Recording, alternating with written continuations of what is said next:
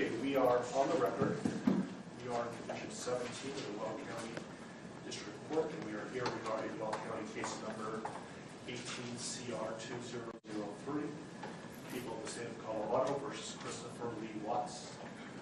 My name is Marcelo Cuptown, the District Court Judge here in Weld County, and I will be the presiding judge in this case. If I could please have the lawyers identify themselves in the record, starting with the prosecution. Good morning, Your Honor. Michael Rourke on behalf of the people. Patrick Roach on behalf of the people. Your Honor, John Walsh on behalf of the defense. Jim Burson on behalf of Mr. Watts. Thank you. Thank you. And Mr. Rourke, did you want to make a record regarding compliance with the Victims' Rights Act? Yes, Your Honor. We are in compliance with the Victims' Rights Act. Frank Rusick, who is Shanann Watts' father, is present in the courtroom, as is Frankie Rusick, who is Shanann Watts' brother. They are present in the courtroom, and we have advised them of the purpose of today's hearing and what we expect to occur. Thank you. Mr. Watts, last week I gave you a limited advisement because charges had not been filed. They have now been filed, so I'm going to give you a full advisement. If at any time you have any questions, please let me know, and you're welcome also to certainly consult with your attorneys, okay? Yes, sir. So, you do not need to make any statements. Any statements you make can be used against you. Do you understand? Yes, sir. You have the right to be represented by counsel, and if you're indigent, you have the right to request the appointment of counsel or consult with the public defender before any further proceedings are held, and I see that you've taken advantage of that right. Any plea that you make must be made voluntarily and not the result of undue influence or coercion. You understand? Yes, sir. At this point, I have denied your right to bail, given the charges. You can certainly have a conversation shortly about that issue. You have the right to understand the nature of the charges. We'll go over that in a moment. You have the right to a jury trial. You also have the right to demand and receive a preliminary hearing within a reasonable time to determine whether probable cause exists to believe that the offenses charged were committed by you. Do you understand? Yes, sir. I assume that the defense has received a copy of the complaint information. Mr. Watts will explain to you what you have been formally charged with and what the possible penalties are. Count 1 alleges that on or about August 13, 2018, Christopher Lee Watts unlawfully, feloniously, after deliberation, and with the intent to cause the death of a person other than himself, caused the death of Shanann Watts in violation of Colorado Revised Statutes 18-3-102, subsection 1, subsection 8, and that crime is classified as murder in the first degree, a Class 1 felony. Do you understand? Count 2 alleges murder in the first degree, also a Class 1 felony, and it reads that between and including August 12, 2018 and August 13, 2018, Christopher Lee Watts unlawfully, feloniously, after deliberation, and with the intent to cause the death of a person other than himself, caused the death of Bella Watts in violation of Colorado Revised Statutes 18-3-102, subsection 1, subsection 8. Do you understand? Yes, sir. Count 3 alleges murder in the first degree, a Class 1 felony, and specifically it alleges that between and including August 12, 2018 and August 13, 2018, Christopher Lee Watts unlawfully, feloniously, after deliberation, and with the intent to cause the death of a person other than himself, caused the death of Celeste Watts in violation of Colorado Revised Statutes 18-3-102, subsection 1, subsection 8. Do you understand? Count 4 alleges murder in the first degree, a Class 1 felony.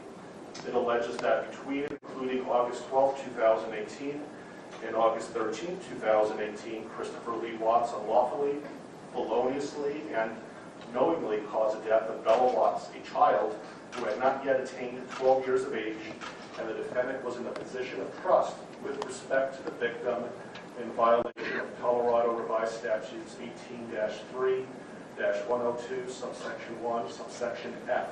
Do you understand?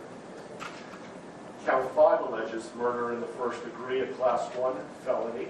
It alleges that between and including August 12 2018, and August 13th, 2018, Christopher Lee Watts unlawfully, feloniously, and knowingly caused the death of Celeste Watts, a child who had not yet attained 12 years of age, and the defendant was in a position of trust with respect to the victim in violation of Colorado Revised Statutes 18-3-102, subsection 1, subsection F. Do you understand?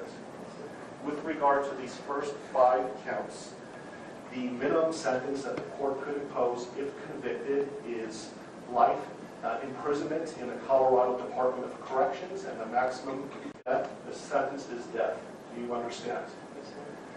Let me also point out that pursuant to Rule 32.1 of the Rules of Criminal Procedure, the prosecutor would have to file a written statement of intent to seek the death penalty no later than 63 days after arraignment. Do you understand? If a life imprisonment sentence was imposed, it would be without the possibility of parole. Do you understand that? Count 6 alleges a Class 2 felony of unlawful termination of pregnancy in the first degree. Specifically, it alleges that on or about August 13, 2018, Christopher Lee Watts, with the intent to terminate unlawfully the pregnancy of a woman, namely Shanann Watts, feloniously and unlawfully terminated the pregnancy of the woman. Further, the woman died as a result of the unlawful termination of the pregnancy in violation of Colorado Revised Statutes 18-3.5-103. Do you understand? Yes, sir. The possible penalties, if convicted for this crime, is a mandatory minimum 16 years in prison up to 48 years in prison, followed by an additional mandatory parole period of 5 years. Do you understand? Yes, sir.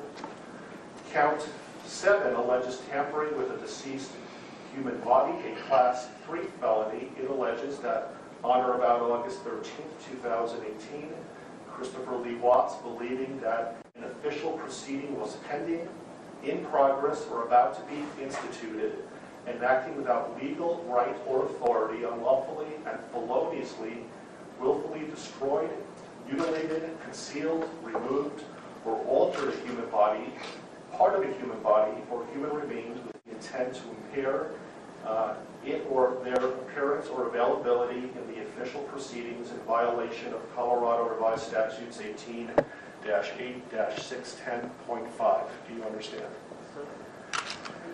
Count 8 alleges also tampering with a deceased human body, a Class 3 felony. It alleges that on or about August 13, 2018, Christopher Lee Watts, believing that an official proceeding was pending, in progress, or about to be instituted, and acting without legal right or authority, unlawfully and feloniously, willfully destroyed, mutilated, concealed, removed, or altered a human body, part of a human body, or human remains with the intent to impair its or their appearance or availability in the official proceeding in violation of Colorado Revised Statutes 18-8-610.5. Do you understand? Yes, sir. And finally, count 9 alleges tampering with a deceased human body, a Class 3 felony. It alleges that on or about August 13, 2018, Christopher Lee Watts, believing that an official proceeding was pending, in progress, or about to be instituted, and acting without legal right or authority, unlawfully and feloniously, willfully destroyed, mutilated, concealed, removed, or altered a human body, part of a human body, or human remains with the intent to impair its or their appearance or availability in the official proceeding in violation of Colorado Revised Statutes 18-8-610.5. With regard to counts 7, 8, and 9, those Class 3 felonies carry a presumptive range of 4 to 12 years in the Colorado Department of Corrections. If there were sufficient mitigating circumstances, the minimum could be as low as 2 years. If there were sufficient aggravating circumstances, as many as 24 years. And any prison sentence would be followed by an additional mandatory parole period of 3 years. Do you understand? Yes, sir. Do you have any questions about what I've said so far? And Mr. Merston, has your office filed a written intent to seek a proof evident presumptive great hearing? Not yet, Judge, but we will be filing that. This case will be Mr. Walsh's and Ms. Harrell's. They will be the attorneys listed on the, I believe, the most recent pleading from the defense. Thank you.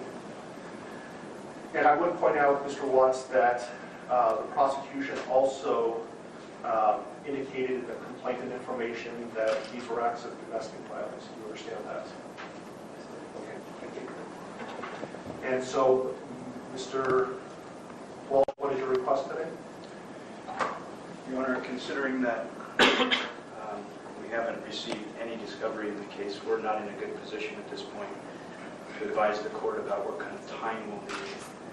My suggestion to the court is that the court allow Mr. Watts to reserve the preliminary hearing in the case, reserve the proof evident hearing, and set the matter for a status conference about 60 days out. So just to be clear, he is waiving his right to have a preliminary hearing within 35 days, that he's not seeking a proof evident presumption great hearing prior to the setting of the status conference in about 60 days, but he's reserving his right to have those hearings in the future, but not necessarily within 35 days. Is that right? Yes, Your Honor. We've spoken about those issues. And do you understand what we're talking about, Mr. Watts? Yes. Do you have any questions about that? Okay. And Mr. Rourke, do you have any objection to that request? No, Your Honor, that seems like the prudent way to proceed at this point. Okay. Let me give you a date that,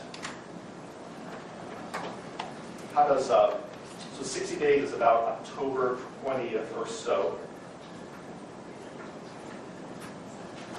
I have October 11th. Does that date work for the parties? I can go a little bit further if you like as well. I think a little bit further would make sense, Your Honor. Thank you.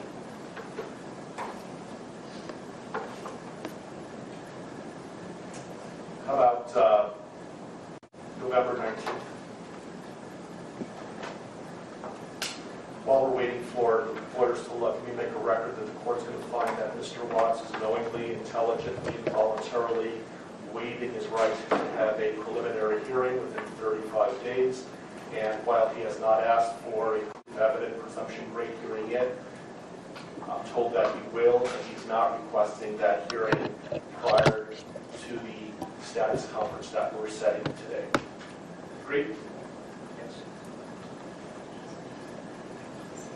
That date works fine with the defense, Your Honor. Thank you. Your Honor, I spoke to the Rusiks, and that is fine with the people as well as the How is late morning on November 19th? anytime, Your Honor. Late morning is fine. How about 10:30? That'll work for people. And that will be in Division 16. I apologize for the bouncing around of division, but my courtroom obviously is not big enough, and I will keep you updated on where the divisions are going to be. But the next court date will be in Division 16. Are there any other questions, comments, concerns, anything that we can address today before us recessing? I think there are a couple of things outstanding, Your Honor, and first I wanted to address one very ministerial point of clarification with respect to the standing decorum order that the court entered yesterday. By its terms, when the court defines the applicable areas, that includes my office, specifically the boundaries of the district attorney's office. I just wanted to make a request for clarification that the terms of this order do not apply to the conduct that occurs within my office itself. Agreed. Thank you. Otherwise, I have provided a copy of this to the employees of my office, and we will be providing it to law enforcement after this hearing this morning. Thank you. I also intend on issuing a case management order later today, so be on the lookout for that. I don't know if the court has a desire at this point this morning to address a couple of the other outstanding motions that the public defender's office has filed that we had entered or filed responses to. We have not addressed motions 2, 3, 5, and 7. And those are the defense motions 2, 3, 5, and 7. And for the record, our responses were C, D, E, and F. I don't have those motions in front of me, but I know that I issued a number of written orders yesterday. Did you receive those? I received written orders, but not as it relates to those four, so perhaps they just haven't reached my desk yet. If they haven't yet, I will issue a written ruling. We'll be getting them shortly. But I issued a number of orders yesterday. Your Honor, does that include, I did get the order on motion 5 and motion 7. Does that include motions 2 and 3 then that the court would? Remind me what 2 and 3 are again? Motion 2 is the motion to allow confidential defense experts to be present for any testing. And we did have a bit of additional argument on that if the court wanted to hear it. Motion 3 is a motion for a protective order. I prefer that you put it in writing, and then I'll issue a written order with regard to that. Is that something that's time sensitive? I think it could be, Your Honor. I can't speak for the district attorney, but it could be. I can tell the court, understanding what Mr. Walsh is referring to in motion number 2, it is not something that is going to occur in the next day or two, so it's not time sensitive in that respect. So you'll be received, if you want to put something in writing, that's what you want me to, and I will issue a written order in a timely manner. Mr. Court, will you give us some deadline for that? Sure, when would you like to file a response? I can have it done in a day or two. Okay. And so you have to call Mr. Warwick as to when the testing is going to occur? Absolutely. I can certainly make clear to our forensic agents that pending the litigation or the receipt of a court order on this, that we will not do any forensic testing. That'd be great. So did you want to have time to file a reply to the response? If necessary, if I could have 3 business days to file a response to whatever Mr. Walsh files in the next couple of days, I would appreciate that. Okay, so Mr. Walsh, you have something filed by close of business tomorrow? Yes, sir. Okay, so close of business on Monday, Mr. Warwick? Yes, sir. And I'll have something to the parties by midweek next week. Thank you. Any other issues that we can resolve today? Not for the people here. No, Your Honor. Okay. Okay, we are in recess. Thank you for your time.